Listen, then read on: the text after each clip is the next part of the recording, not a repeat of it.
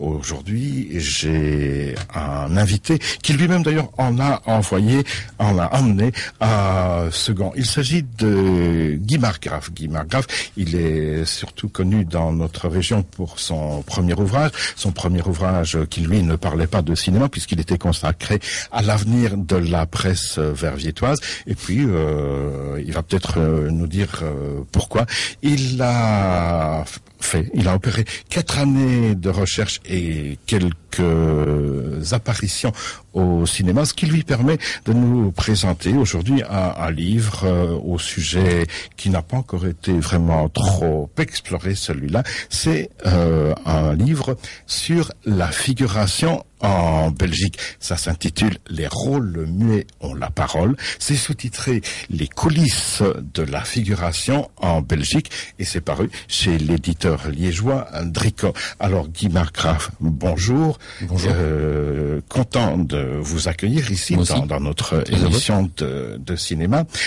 Quelle mouche a bien pu vous piquer pour vous lancer dans un bouquin sur les figurants? Eh bien, je fais moi-même un peu de figuration. J'ai figuré dans une douzaine de films et c'est une activité passionnante et j'ai voulu faire un livre pour mieux faire connaître cette activité et faire partager cette passion avec le public, avec les téléspectateurs, les spectateurs. Parce que ça n'envisage pas que les figurants de cinéma. Non, il y a les figurants de cinéma, mais aussi de théâtre, d'opéra, de publicité, tous les domaines où s'exerce la figuration. C'est ça, oui. Et alors, vous pouvez révéler quelques titres de films dans lesquels vous avez figuré, pour peut-être comparer avec ma carrière, de figurant. C'est vrai que vous avez également figuré. Bien sûr. Comme tout le monde, finalement. Dans les derniers, il n'y a pas de lézard, le téléfilm, le film Enfant de salaud, Les Maîtres de l'Orge. Ah oui, ça c'est feuilleton télévisé, d'après la bande dessinée. Oui, en fait, il y a eu quelques feuilletons, quelques téléfilms flamands, donc moins connus chez nous. Vous avez des rôles muets là-bas. Je n'ai que des rôles muets, je n'ai jamais eu un seul mot à dire, donc pour moi le titre du livre s'applique bien. Ce qui ne s'applique pas à mon invité. Que nous découvrirons dans quelques instants. Nous découvrirons tout à l'heure, d'accord. Comment peut-on tenir 300, je prends le livre en main pour être précis, 320 pages sur un sujet a priori aussi mince, aussi futile? Il n'est pas si mince et si futile que ça, en apparence peut-être, c'est de la provocation peut-être, je sais pas, je vois mon invité qui rit. Non, en fait, quand on veut vraiment faire à fond le tour de la question, 300 pages c'est peu.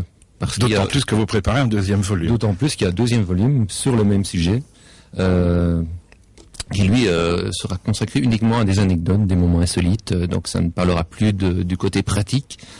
Il y a déjà des anecdotes dans ce premier livre. Oui, c'est ce que j'allais vous dire. Il y a déjà pas mal d'anecdotes. Il y en a déjà. Pour en retrouver encore deux, pour encore faire 300 pages. Cette fois-ci, je contacterai également des gens en dehors de la Belgique. Donc ce livre était consacré uniquement à la figuration en Belgique. Cette fois, ce sera aussi en France, en Suisse, au Québec, dans toute la francophonie. Et je contacterai également des acteurs qui ont commencé comme figurants et qui ont vécu des moments insolites dans le cadre de leur début. En fait, ce qui m'a frappé, c'est, je vais reprendre peut-être quelques têtes de chapitres, c'est que votre livre, il est extrêmement complet sur le sujet. On commence par une petite définition, évidemment. On se demande qui c'est qui peut faire de la figuration. Ça commence par un principe tout le monde, bien sûr, puisque même moi j'en ai fait. On parle de recrutement, on parle des agences de casting. Attention au miroir aux alouettes, bien sûr, avec les agences de casting. Oui, il ne faut pas généraliser, mais certaines, c'est vrai, il faut se méfier de certaines agences. Sont vraiment tenues par des arnaqueurs. Oui, c'est vrai. Vous vous posez, et vous l'avez posé aussi aux différentes personnes que vous avez rencontrées, évidemment, la question « Pourquoi figure-t-on ?» L'évolution des motivations. Alors, tant que nous n'avons pas encore admis à l'antenne votre figurant, est-ce qu'il ne faut pas une structure de personnalité bien particulière pour figurer, surtout pour accumuler ainsi les figurations? C'est pas un petit peu le m'as-tu vu dans mon joli costume? Je ne crois pas. Il Il faut que je réponde? Oui, j'aimerais bien. C'est mon invité qui répond? Non, je préférerais d'abord que vous y répondiez. Bon, il faut beaucoup de qualité, il faut de la patience, il faut de la persévérance, parce qu'il faut endurer des conditions difficiles, des conditions de tournage. Il y a la météo, il y a l'humeur de l'équipe qui est souvent stressée.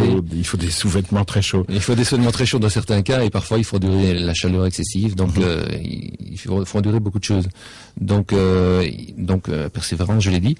Il faut aimer ça, parce que comme ça ne paye pas bien, s'il n'y a pas la passion derrière, on ne continue pas longtemps cette activité. Il faut encore des conditions évidemment essentielles.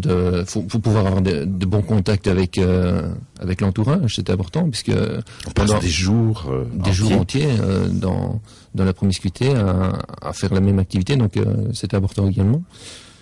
Ce sont les qualités essentielles, sinon. Et en fait, vous reprenez un petit peu en substance votre manuel des parfaits petits figurants qui figurent d'ailleurs en fin de volume.